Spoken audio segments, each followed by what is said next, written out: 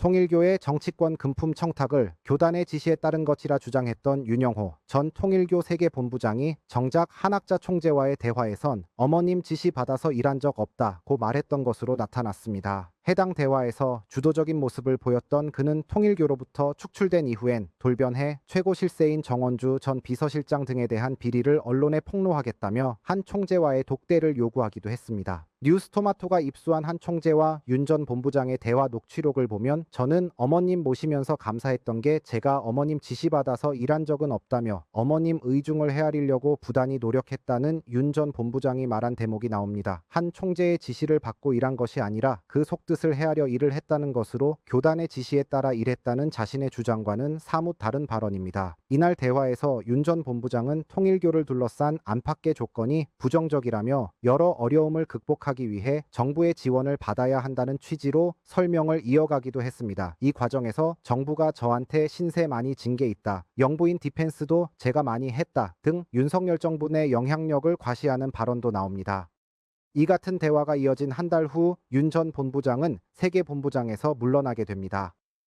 통일교 안팎에선 윤 전 본부장이 캄보디아 부동산 개발 사업 등을 무리하게 추진한 일로 한 총재의 눈밖에나 자리에서 물러났다고 보고 있습니다. 이후 지난해 1월 선문대 부총장에서도 해임 통보를 받으며 통일교에서 최종 축출되자 윤 전 본부장의 태도는 돌변했습니다. 해임 처분을 취소하지 않을 시 언론과 검찰 조사를 통해 통일교 내부 비리를 폭로하겠다고 협박했습니다. 한 총재의 며느리로 교단 내 주요 인물로 꼽히는 문현아 선악학원 이사장 사이 통화 녹취록 을 보면 윤 전 본부장은 제가 9년 가진 자료를 다 터뜨릴 건데 이를 감당해 보라는 등 협박성 발언을 이어갑니다. 특히 이날 통화에서 윤 전 본부장은 정 전 비서실장을 타깃으로 분노를 표출하기도 했습니다. 정 전 비서실장은 사실상 통일교 최고 실세로 여러 로비와 관련해 윤 전 본부장을 지휘했다는 의혹을 받는 인물입니다. 통일교 내부에서는 정 전 비서실장과 윤 전 본부장이 사실상 경제 공동체였다는 시각이 많았던 만큼 축출된 윤 전 본부장의 분노가 컸던 것으로 추정됩니다. 뉴스토마토 배덕훈입니다.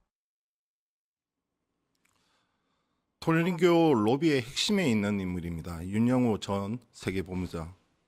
이에 대한 단독 보도 뉴스토마토가 이어가고 있습니다. 오늘 마지막 편 같은데요.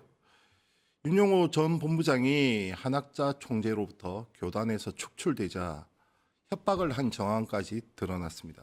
자, 자세한 말씀 들어보기 위해서 어제에 이어서 전홍규 변호사 모셨고요. 그리고 관련해서 취재를 이어나가고 있는 배덕훈 뉴스토마토 기자 나왔습니다. 안녕하십니까? 안녕하십니까? 네. 자, 배 기자, 오늘은 무슨 내용입니까?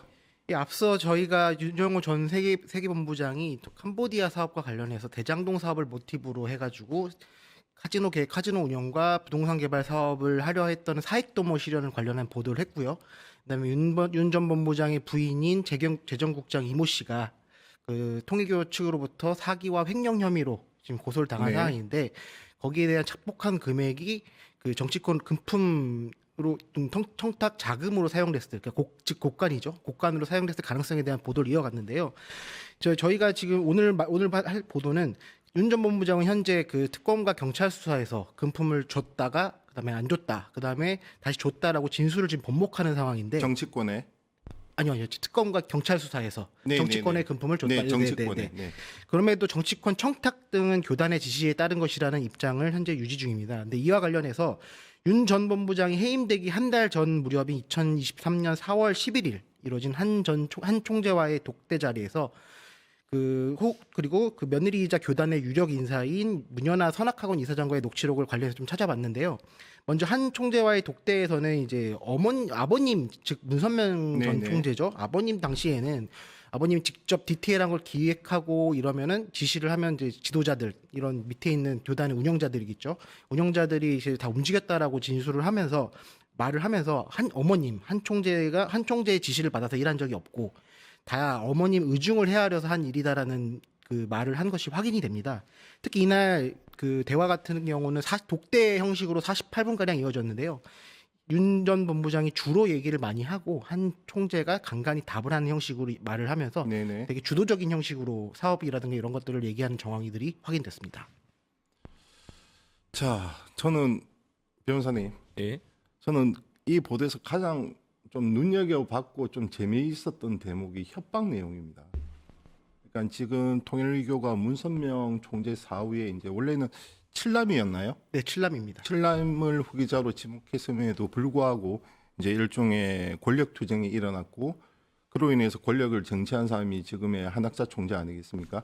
그러면서 이제 교단 내 역학구도 또한 달라졌는데 통일교 안팎의 평가를 보면 이제 한학자 총재가 1인자라고 한다면 정원주 비서실장인가요? 네, 정원주 전 네네. 비서실장.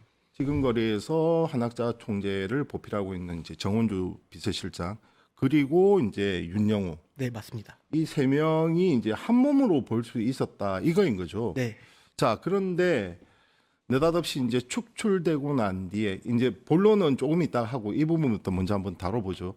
축출되고 난 뒤에 윤영호가 일종의 정원주 파일을 갖고 협박을 했다는 건데 네, 맞습니다.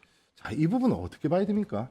일단은 내부에서 일어난 일들에 대해서는 서로 긴밀하게 논의를 했을 거 아닙니까? 그렇죠. 1인자, 2인자, 그렇죠. 3인자는 그 모든 의사 결정 과정에 함께 했을 것이고 게다가 일단은 처음에 한 총재가 장악을 하려면 당연히 공신들이 있을 거 아닙니까? 네네. 그게 지금 2인자, 3인자들인데 네네. 그리고 나서 권력을 쟁취하고 투쟁 과정에서 알았던 비밀들 그리고 지금 계속 나오는 이야기들을 보면 그 한학사 총재도 이제 나이가 꽤 있지 않습니까? 네네네. 그러니까 모든 일들을 디테일하게 본인이 다 시켜서 하진 않았을 겁니다. 다만 큰 그림을 그리고 그 다음에 실행을 2인자, 3인자들이 나눠서 여기에 했을 것인데 그 과정 속에서 불법적인 로비들 그런 것들이 많이 있었고 그 과정을 서로가 파일을 갖고 있지 않았을까? 그걸 가지고 과연 나를 이렇게 쳤어?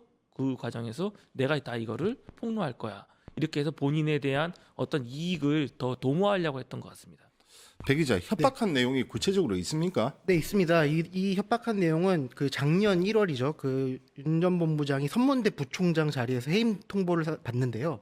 사실상 통일교의 모든 직책에서 축출된 정황인데 세계 본부장에서 물러나고 회계 본부장에서 물러나고 이후에 이제 선문대 부총장 직함까지 해임 통보를 받게 됩니다. 네네. 그 당시에서 그 되게 분노에 차서 그 한 총재의 며느리이자 교단 주력 인물인 문현아 선악학원 이사장에게 그 통화를 하면서 되게 분노를 표출하는데요.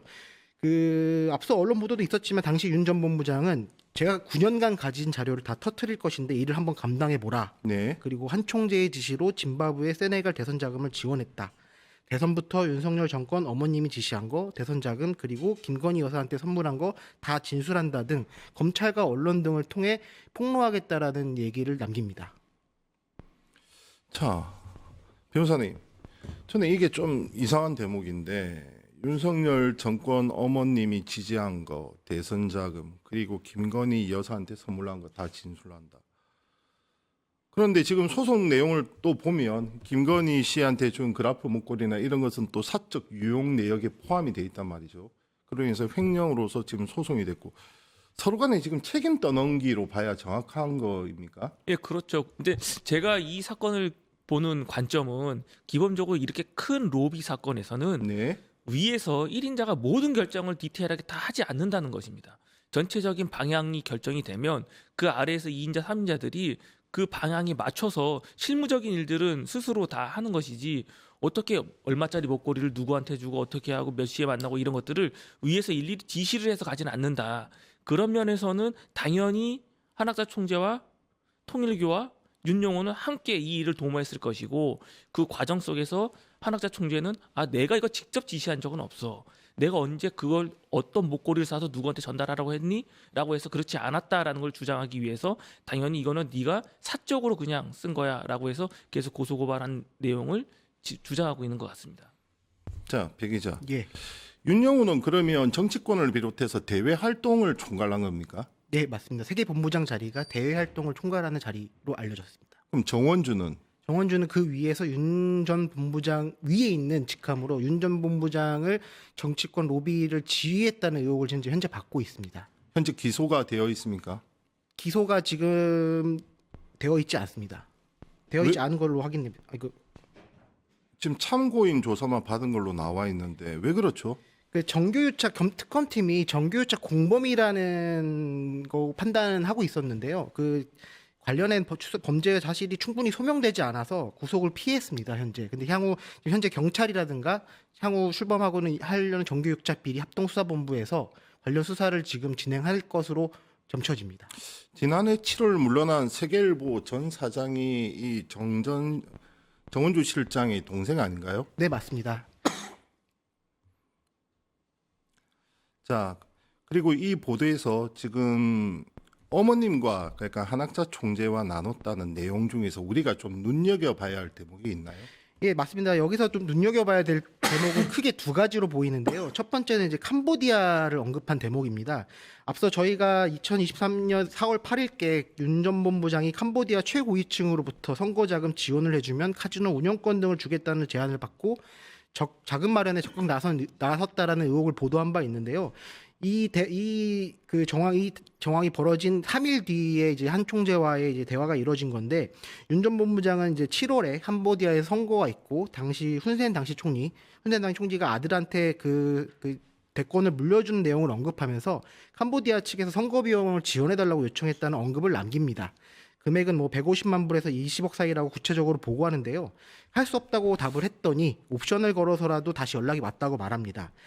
특히 이런 관련한 내용들이 그 윤 전 본부장이 말한 선거자금 같은 경우는 저희가 보도했던 카지노 운영권과 관련한 선거자금으로 보이는데요. 네. 특히 선거자금 지원을 통해서 카지노 운영권을 거머쥐려 했던 윤 전 본부장이 한 총재에게는 선거자금 지원을 못했다고 말한 점, 그리고 캄보디아에서 지원을 요구한 선거자금이 100만 달러였는데 한 총재에게는 150만 달러로 보고한 점, 나머지 대화 녹취록 어디에도 카지노 운영권과 관련된 언급 없이 선거자금 지원만을 말했다는 점 등은 윤 전 본부장이 카지노 운영권과 관련해서 통일교 윗선에 보고하지 않은 채 자금 마련에 나섰다는 주장을 뒷받침하는 대목으로 읽힙니다. 만일 카지노 관련 의혹이 사실이라면 제안을 받고 한 총재와 상의 없이 자금을 지원하기로 마음먹은 뒤 일부만을 그것도 허위로 보고한 셈이 됩니다. 그리고 또 특기할 만한 점은 당시 윤석열 정부 당시인데요. 윤석열 정부 당시 윤 전 본부장은 정부의 지원을 통한 조직 영향력 확대 구상을 또 한 총재에게 밝힙니다. 네. 그 7월 달에 일본의 그 사건은 디펜스하기 힘든 상황, 그다음에 한국에서는 넷플릭스 나는 신이다라는 프로그램이 JMS와 우리를 계속 엮는다고 했는데요. 7월 달에 일본에 있었던 사건 같은 경우는 지난 2022년 7월 그 일본에서 통일교 신자 자녀의 아베 신조 전 총리 암살 사건을 그렇죠. 지칭한 것으로 네. 보입니다. 이 같은 대내의 부정적인 영향으로 인해서 통일교 내부 자금 사정이 악화한 탓에 정부의 지원을 받아야 한다는 취지로 설명을 이어갑니다. 근데 이 과정에서 정부 내 영향력을 과시하기도 하는데요. 정부가 저한테 신세를 많이 진 게 있다. 제가 욕도 많이 먹었다. 영부인 디펜스도 제가 많이 했다고도 말합니다. 자, 변호사님. 결국 한 몸이었는데 지금은 이제 아예 갈라섰고 서로 간에 책임 떠넘기를 하고 있는데 이게 변호인의 전략에서 나온 것으로 보입니까? 저는 좀 그렇게 보고 있습니다. 네네. 게다가 이 캄보디아 이 사건도 그런데 이것이 과연 윤영호 혼자 개인이 감당할 수 있는 크기의 사건인지를 한번 생각을 해본다면 네네. 단순히 20억 정도의 지원만 하면 카지노 사업을 따낼 수 있다. 그렇다 하더라도 그 20억 횡령을 개인이 했다? 개인이 횡령을 해서 그걸로 자기 착복하기 위해서 카지노 사업을 한다? 카지노 사업하고 이런 게 들어가려면 뒤에 또 들어가는 엄청난 자금이 필요합니다. 네네. 그리고 많은 인력도 필요할 것이고 이것을 어떻게 개인 혼자 하겠습니까? 그 안에 물론 한학자 총재가 다 알지는 못했겠지만 네네네. 그 통일교 내부에 있는 어느 자기 계파라든가 외부에 있는 특정 세력하고 결탁이 돼 있지 않고선 이게 일어나지 못하는 일이기 때문에 이런 부분에서 그 연결고리 과연 누가 연결이 됐고 그 뒤에서 자금줄은 누구며 그 뒤에서 봐주는 사람은 누구였는지까지가 다 드러나지가 않는다면 일단은 통일교 자체 내부에서 어느 정도 벌어진 일이라고 보는 것이 좀 더 타당하다고 보입니다. 결국 특검을 통해서 밝혀야 할 내용으로 보이는데 어떻게 근데 일단은 특검에서 이제 이런 부분들 그러면 누구랑 접촉을 했고 왜 이런 자금을 어디서 횡령을 한 부분이 있는지 아니면 외부에서 조달받기로 한 건지 게다가 그럼 왜 원래 100만 달러라고 한학자 총재한테는 보고해놓고선 왜 자기는 150만 달러였는지 이런 부분들 구체적으로 그 다 한번 진술을 받아봐야 되겠지만 그 과정 속에서 큰 틀은 보고가 됐지만 이 캄보디아 지원 사업일 뿐이었지 그 뒤에 나오는 이익만 자기가 향유하려고 했던 부분일 수도 있거든요. 그러니까 그런 부분은 특검에서 좀 강하게 조사를 해봐야 될 것 같습니다. 구체적인 혐의는 다르겠지만 한학자, 정원주, 윤용호는 한 몸이었습니다. 네. 한 몸이었고 이 과정에서 특히 지난 윤석열 정부가 태동하던 그 시기 이제 전당대회 등에서 경선에서 막강한 조직력을 과시를 했고 이를 바탕으로 중간에 건진 그리고 뒤에 있는 김건희 씨 그리고 윤한홍까지 이렇게 얽혀 있는 부분인데 상당히 복잡합니다. 그럼에도 불구하고 우리가 살펴봐야 될 것은 살펴봐야 되지 않겠나 이렇게 생각합니다. 고생하셨습니다. 지금까지 단독보도 취재원 배덕훈 기자 그리고 우리 변호사님 감사합니다. 감사합니다. 네.